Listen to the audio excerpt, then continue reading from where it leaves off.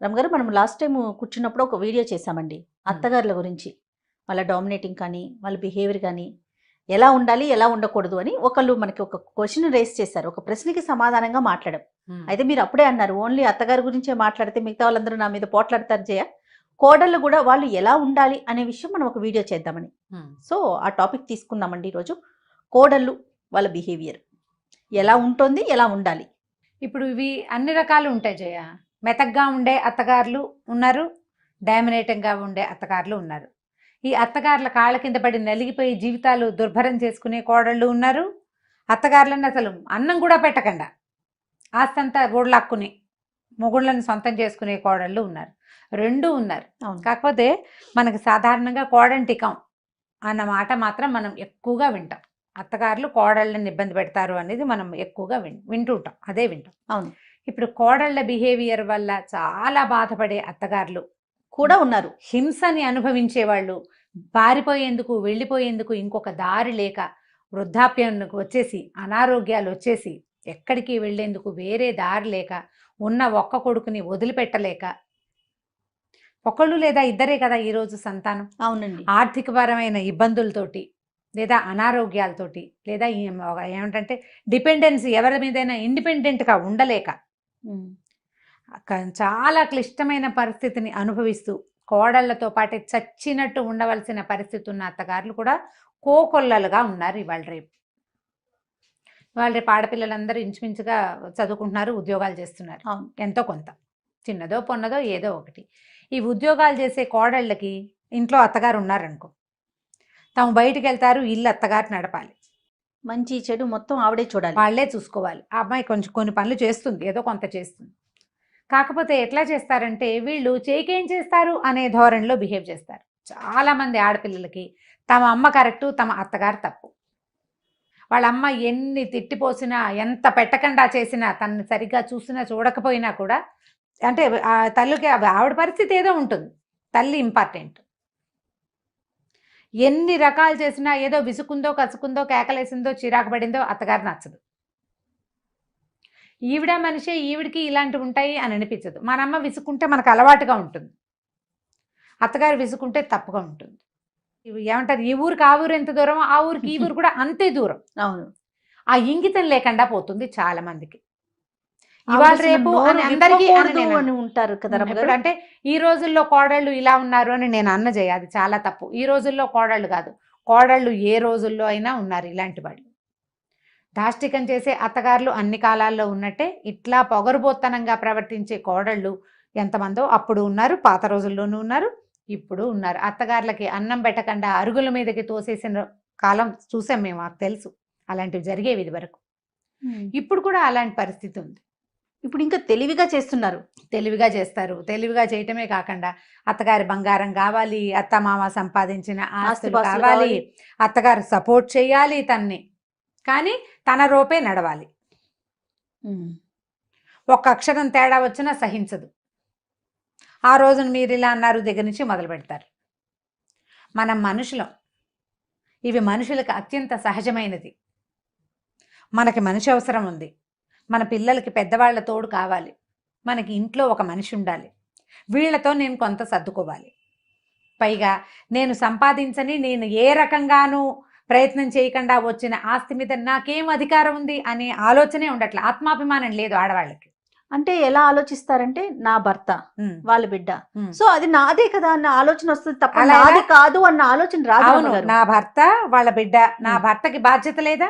అది నా భర్త వాళ్ళ అమ్మా నాన్న చూడాలంటే నేను కూడా చూడాలి. అలా కాకుండా ఆస్తుల వైపు మాత్రమే ఆలోచన వచ్చింది నాది అని, కానీ బాధ్యత వైపు ఆలోచించలేకపోతుంటారు. ప్రధానంగా ఆడవాళ్ళకి ఏంటంటే వీళ్ళకి వెన్నెముక లేదు, ఆత్మాభిమానం లేదు, సిగ్గు శరం లేవు. సంపాదించని ఆస్తి మీద నీకు ఎట్లా హక్కు ఉంటుంది? చిన్న పాయింట్ కదా, చాలా చిన్న పాయింట్. నువ్వు బాధ్యత తీసుకోవు, నీకు హక్కు ఎక్కడి నుంచి వస్తుంది?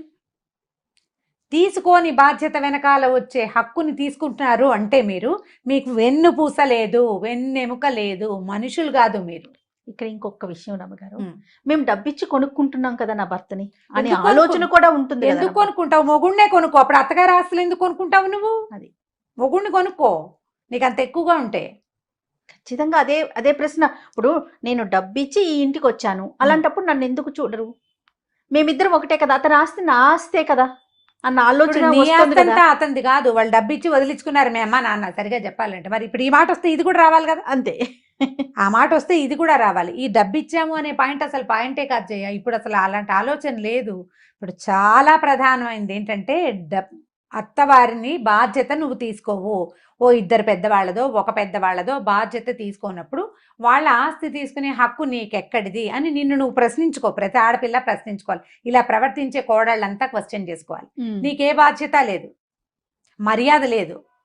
వాళ్ళు సంపాదించిన ఆస్తి ఎలా తీసుకుంటావు నువ్వు? అది చెత్తపుట్టగా ఉంది నీకు.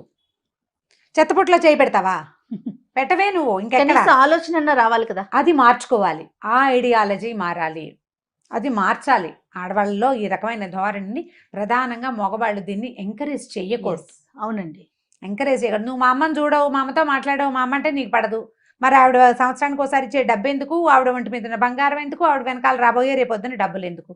ఆవిడ మనవళ్ళకి ఇచ్చుకుంటుంది, నీకు ఇవ్వదు. ఆవిడ తదనంతరం వస్తుంది మనవళ్ళకి, నీకు కాదు. నువ్వు అందులో అనుభవించడానికి ఏ అవకాశం నీకు లేదు. ఇప్పుడు ఇవన్నీ ఆస్తులు వస్తువులు ఉంటే ఒక విషయం, లేని వాళ్ళ పరిస్థితి ఏంటి? లేని వాళ్ళ ఉన్న వాళ్ళకే చూడని పరిస్థితి ఉంది. అవును, నిజం. ఇప్పుడు లేకపోయినా కనీసం కొంత వయసు వచ్చే వరకు ఇంట్లో ఉన్న పెద్దవాళ్ళు ఆడో మగో పని చేస్తారు. అవును, పని చేసిన మనుషులకి కనీసమైన మర్యాద ఇవ్వవా నువ్వు? ఆ రకంగా చూసిన కనీసమైన మర్యాద ఇవ్వాలి కదా. కనీసంగా వేళకి భోజనము, పడుకునేందుకు ఎంతో కొంత వసతి, ఇబ్బంది పెట్టకుండా ఉండటం. నీకు డిజేబుల్డ్గా అయిపోతారు కొంతమంది పరిస్థితులు, కరెక్టు. అప్పుడు నువ్వు భరించలేవు. నీకు రాదా రేపొద్దున ఈ స్థితి? అది నువ్వేం అమృతం తాగి పుట్టావు కాదుగా. నీకు కూడా వృద్ధాప్యం వస్తుంది, నీకు కూడా ముసల్తనం వస్తుంది, నీకు కొడుకులు ఉన్నారు. రేపొద్దున ఈ అరుగు రేపొద్దున నీకు కూడా సంప్రాప్తిస్తుంది. అంతే. ఈ ఓల్డేజ్ హోమ్ నీకు కూడా వస్తుంది. ఓల్డేజ్ హోమ్ రాదా నీకు? అప్పుడు ఇంకా సోఫిస్టికేటెడ్ హోమ్స్ ఉండవు, ఉంటాయి కదా. మనం ఒక వీడియో చేశాను అమ్మగారు, మీకు గుర్తుందో లేదో. అమ్మని కానీ అత్తయ్యని కానీ ఇంట్లో ఉంచుకున్నప్పుడు వాళ్ళకి ఓపిక ఉన్నంత వరకు మన పిల్లల్ని చూస్తారు, అంటే వాళ్ళ బాధ్యత అని మనం అంటాం. కానీ రేపొద్దున వాళ్ళు మంచాన్ని పడినప్పుడు వాళ్ళ వయసు కొంచెం పెరుగుతుంది, ఈలోపు మన పిల్లలు కూడా పెరిగిపోతారు, వాళ్ళు చూడాల్సిన అవసరం ఉండదు. అలాంటప్పుడు ఆ బాధ్యత మనం తీసుకోవాలనే కోణంలో ఒక వీడియో చేసాం. తీసుకోవాల్సిందే. అది నువ్వు బాధ్యత తీసుకుంటే రేపొద్దున నీ బాధ్యత తీసుకునేందుకు తర్వాత తరం తయారవుతుంది ఒకటి. లేదా నువ్వు అసలు ఎవరి బాధ్యత మీద ఉండవలసిన అవసరం లేని పరిస్థితి ప్రకృతి నీకు కల్పిస్తుంది. నువ్వు బాధ్యత తీసుకో. ఇర్రెస్పాన్సిబుల్. నువ్వు మనిషిగా ఉండడానికి కూడా పనికిరాం, మనం మనుషులుగా కూడా పనికిరాం. అవునండి. నువ్వు అత్తమామ బాధ్యత తీసుకో. నీ పిల్లలు నీకు పంచ ప్రాణాలు. అబ్బో అసలు మామూలుగా కదా, మా అత్తగారు మా ఆయన్ని బాగా పెంచలేదు, నేను అద్భుతంగా పెంచుతానంటావు. తాత బొచ్చ తరతరాలు జయ, దాన్ని తప్పించుకోలేం మనం. అవునండి. నువ్వు అద్భుతంగా పెంచిన నీ కొడుకు రేపొద్దున ఏ కోడలకో దొరుకుతాడు. నీలాంటి బ్యాడ్ ఐడియాలజీ ఆ అమ్మాయికి కూడా ఉంటుంది. ఇది ఎక్కడో చోట కట్ చేయొద్దు. నీ తరంలో నువ్వు మార్చు. కనీసం నీ తరంలో నువ్వు మారిస్తే నువ్వు ఈజీగా చేస్తావు జయ. నేను ప్రతిసారి మా అమ్మ గురించి చెప్తుంటాను నీకు. మా నాయనమ్మ తాతగారు పోయిన 10వ రోజున పడిపోయారు. ఆవిడికి మనిషి చాలా పొడుగట. మేము ఆవిడని చూడలే. మాకు ఇంతే చిట్టి నాయనమే తెలుసు. పొంగిపోయారే, వంగిపోయారు. ఆస్టియోపొరోసిస్ ఉంది ఆవిడికి, చాలా భారీ మనిషి. అట్లా మా చిన్నాయనమ్మ కూడా ఇట్లా వంగి ఉండేవారు. వాళ్ళ ఫ్యామిలీలో ఉంది మనుషులు అట్లా కృషించిపోవటం, బొంకలు అట్లా పలచమైపోయి దగ్గరికి అయిపోతాయి అనమాట. అయితే చిన్న మనిషిగానే ఉండేవారు మా నాయనమ్మ. పడిపోతే తుంటి విరిగిపోయింది జయ. తుంటి విరిగితే అప్పుడు డాక్టర్ గారు, ధన్వంతరి గారే అనుకుంటా, ఆపరేషన్ చేయలేము, పెద్ద వయసు, బోన్స్ బాగా పెలిసిబారిపోయి పలచబడిపోయినాయి, మంచంలో ఉంచండి అంటే 3 years నా తాతగారు పోయారు, నాన్న పోయారు. తర్వాత మా అక్కయ్య పెళ్ళయింది, అన్నయ్య పెళ్ళి కూడా అయిన తర్వాత 3 ఏళ్ళు పూర్తిగా నిండేదాకా ఉన్నారు మా నాయనమ్మ. ఆ 3 ఏళ్ళు ఆవిడ మంచానే ఉన్నారు. మేమే ఎవరో ఒకళ్ళని ఎత్తి పక్కన పట్టుకుని, మా అమ్మ ఎంత ఓపికగా చూసిందంటే ఆవిడ్ని. మేము ఎవరో ఒకళ్ళం ఖచ్చితంగా పిల్లలు, మా అమ్మ ఎక్కడికైనా వెళ్ళాల్సి వస్తే ఓ పిల్ల 2 పిల్లలు ఇంట్లో ఉండేవాళ్ళం. ఆవిడకి మధ్యాహ్నం వేసరికి ఇంత ఉప్మా చేసి పెట్టాలి, పిచ్చి ఉప్మా. అది కూడా అదైనా సరే ఎంత బాగా చేసిందో, కుట్టేమో ఉప్మా అని చాలా సంతోషించేది పాపం మా నాయనమ్మ. చాలా చిన్న తిండి చూసేవాళ్ళం మేమే బాగా. మా అమ్మ అయితే ఎంత అట్మోస్ట్ కేర్ ఇచ్చింది మా నాయనమ్మకి. చివరికి మా అమ్మ ఎవరితోటి ఏమి చేయించుకోకుండా స్విచ్ ఆఫ్ చేసినట్టు వెళ్ళిపోయారు. నేను దాన్ని బాగా నమ్ముతాను జయ. ప్రతి వాళ్ళకి నేను ఇదే చెప్తాను. నేను చెప్పే ప్రతి కథలోనూ ఈ పాయింట్ ఉంటుంది. నేను జీవితాన్ని చూడటం వల్లే నాకు ఆ మాట వచ్చింది. నాయనమ్మ పోయిన 20 సంవత్సరాల తర్వాత ఎప్పుడో మా అమ్మగారికి నాయనమ్మకి చాలా డిఫరెన్స్ ఉంది. ఇంచుమించు మా నాయనమ్మ 86లో పోయి ఉంటారు కదా, మా అమ్మ 2010 దాకా ఉన్నారు. ఇన్ని సంవత్సరాలు ఆవిడ హాయిగానే ఉన్నారు మా అమ్మ, ఏం ఇబ్బంది పడలే. ఒకసారి చిన్న అనారోగ్యం వచ్చింది, మా ఇంటికే వచ్చారు, క్యూర్ అయిపోయారు, నార్మల్ అయిపోయారు. అందరికీ ఇలాగే ఉంటుంది. అంటే నువ్వు చేసి లోపల మనసు ఉంది చూసావా, నువ్వు సరిగ్గా చెయ్యి, నీకు సరైనది వస్తుంది. 100% సరైనది వచ్చి తీరుతుంది. నీకు ఏదైనా ఇబ్బంది వచ్చినా కూడా భగవంతుడు ట్రై చేస్తాడు దాన్ని సరిగ్గా చేయటానికి. నీ లోపల దాన్ని చూస్తాడు దేవుడు. నువ్వు పైన ఏ రంగుని భగవంతుడు అక్కర్లా, నువ్వు రంగు రూపు, నువ్వు పెట్టే పువ్వు, నువ్వు పెట్టే ప్రసాదం కాదు, నీ లోపలి గుండె, నీ ఆత్మలో ఎలాంటిది ఉంది అనేదే భగవంతుడికి కావాలి. అదే మన చుట్టూతా ఉన్న ప్రకృతి చూస్తుంది. నాకు మీరు చెప్పే దాంట్లో బాగా నచ్చే ఒక పదం అంతే, ప్రకృతి చూస్తుంది, ప్రపంచం చూస్తూ ఉంటుంది మనని. దానికి ఖచ్చితమైన సమాధానం వస్తుంది. నువ్వు సరిగ్గా బిహేవ్ చేయి అత్తగారితో, ఎవరి కోసమో కాదు, నువ్వు చెయ్యాలి, చేయడం అంతే. నీ బాధ్యత, నీ బాధ్యత. నీ మొహాన్ని నువ్వు అద్దంలో చూసుకున్నట్టుగా చెయ్యాలి, బాధ్యతని చెయ్యి. నీకు అసలు ఎవరి మీద నువ్వు డిపెండ్ అవ్వక్కర్లేకుండా వెళ్ళిపోయే పరిస్థితే నీకు ఇస్తాడు భగవంతుడు. నువ్వు ఇవాల్టి రోజున రేపు నా భవిష్యత్తుని ఎవ్వరూ ఆలోచించరు జయ. కానీ మనం లాంగ్ స్టాండింగ్ ప్లాన్ ఎలా చేస్తాం? ఒక 22, 21కి చదువు అయిపోయింది అనుకో, ఉద్యోగం, ఆ తర్వాత ఒక 3 ఏళ్ళకి, మగ పిల్లలైతే ఇంకో 5 ఏళ్ళకి పెళ్ళి, ఓ ఇల్లు, బండి, కారు, 40కి అదేదో, 50కి రిటైర్మెంట్, నేను హాయిగా వరల్డ్ టూర్ ఆలోచించవు నువ్వు ఇవన్నీ ఆలోచించేటప్పుడు నువ్వు నీ వృద్ధాప్యము, నీ తాలూకు మరణము, దాని గురించి నువ్వు ఎందుకు ఆలోచించాలి? ఆలోచిస్తావా? ఆలోచించి తీరాలి ప్రతివాడు. నేను పెద్దయ్యాక నా పరిస్థితి ఏంటని మగవాడు ఆలోచించాలి, ఆడది ఆలోచించాలి. నాకు అలాంటివి రాకూడదు అంటే నేను ఇలాంటివి చేయకూడదు అని తెలుసుకోవాలి మనం. ఇప్పుడు ఈ పనులు వీటన్నిట్లలో నువ్వు కర్మ సిద్ధాంతమే అప్లై అవుతుంది జయ. అవును రమ్ గారు. ఇప్పుడు నీకు బాధ్యత, నువ్వు చెయ్యాలి. బాధ్యత లేని చోట హక్కులు ఉండవు. అస్సలు హక్కు తీసుకోవడానికి నీకు సిగ్గులేదని అర్థం. నువ్వు హక్కులు తీసుకుంటాను, హక్కులన్నీ పుచ్చుకుంటాను, నేను బాధ్యతగా ప్రవర్తించినంటే నువ్వు మనిషిగా ఉండడానికి పనికి రావని అర్థం. మనుషులం కాదా మనం? దాని మానవత్వాన్ని, మనిషితనాన్ని భగవంతుడు నీకు ఇస్తే దాన్ని నిలబెట్టుకోవు. నువ్వు ఎందుకు చదువుకుంటున్నావు? ఇదివరకట్లాగా ఆడవాళ్ళు ఇళ్లలోనో వెనకాల మగ్గిపోవాల్సిన పరిస్థితి కాదు కదా. నువ్వు ముందుకెళ్తున్నావు, ప్రపంచాన్ని నీతో పాటు తీసుకెళ్లగలుగుతున్నావు. సంపాదన వైపే మనం ముందుకెళ్తున్నాం అనే ఆలోచన మానుకొని అన్ని విషయాల్లో కూడా ముందుకెళ్లే ప్రయత్నం మనం చేసేయాలి, మనంతటా మనమే. మీ వ్యక్తిత్వము, మీ విశాలమైన దృక్పథము, విశాలమైన భావాలతోటి ప్రపంచాన్ని ముందుకు తీసుకెళ్ళినడమ్మా. ప్రతి వాళ్ళు దీనికి ట్రై చేయాలి. మీ ఫ్రెండ్స్, మీ కజిన్స్, మీ సిస్టర్స్ ఎవరైనా ఇట్లాంటి దుష్ప్రవర్తన ఉంటే ఇది చేయొద్దని చెప్పే స్వతంత్రాన్ని తీసుకోండి. ప్రతి వాళ్ళు చెప్పడం కదా, ఆడవాళ్ళు అసలు ఇంకొకరితో చెప్పించుకునే పరిస్థితిలోకి వెళ్లకుండా ఉంటే బాగుండా అనిపిస్తా ఉంటుంది. వెళ్లకుండా ఉండాలి. మీ అత్తగారితో సరిగ్గా ఉండు, ఇల్లు బాకలు సరిగ్గా చూసుకో, నీ బాధ్యతని నువ్వు నెరవేర్చు అనే మాట నువ్వు ఎవరితోటైనా చెప్పించుకోవాల్సి వచ్చిందంటే, నీ మొహం మీద మచ్చ ఉందని ఎవరైనా చెప్పాలా నీకు? అద్దం చూసుకుంటే తెలీదు నీకు? జీవితాన్ని అద్దంగా చేసుకోండి అమ్మా. ప్రతి వాళ్ళు కూడా మన జీవితం మనకి అద్దంగా ఉండాలి. మనని మనం హాయిగా చూసుకోగలగాలి.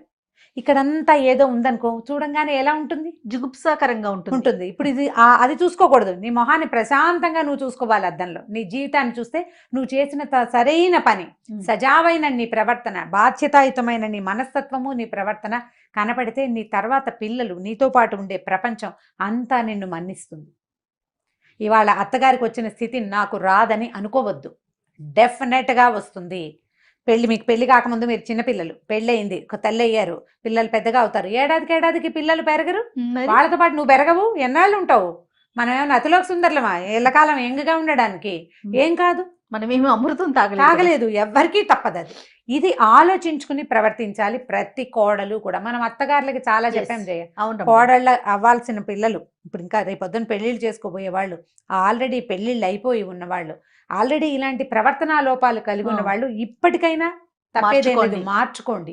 ఎందుకంటే మిమ్మల్ని ప్రకృతి గమనిస్తూ ఉంటుంది. అది స్పేర్ చేయదు మిమ్మల్ని. మీ భర్త, పిల్లలు మిమ్మల్ని క్షమించేస్తారు మీ ప్రవర్తన ఎలా ఉన్నా, కానీ ప్రకృతి మాత్రం క్షమించదు. ఎప్పుడూ మీకు ఇతరుల సహాయం అవసరమయ్యే పరిస్థితికే మిమ్మల్ని తీసుకొస్తుంది. ఆ పరిస్థితి తెచ్చుకోకూడదంటే ప్రవర్తనా లోపాలు సరి చేసుకోండి. అత్తగారు మన భర్తకి తల్లి, మామగారు మన భర్తకి తండ్రి, అతని తోబుట్టువులు. ఇప్పుడు అతను వాళ్ళకే ఇంపార్టెన్స్ ఇస్తున్నాడు అంటే మీరు కొంత బాధపడచ్చు, కానీ మీరు అసలు అతన్ని వాళ్ళ వైపు కూడా చూడనివ్వకుండా చేయటం తప్పు కదా. అది చేయకూడదు. అది జాగ్రత్త పడితే బాగుంటుంది.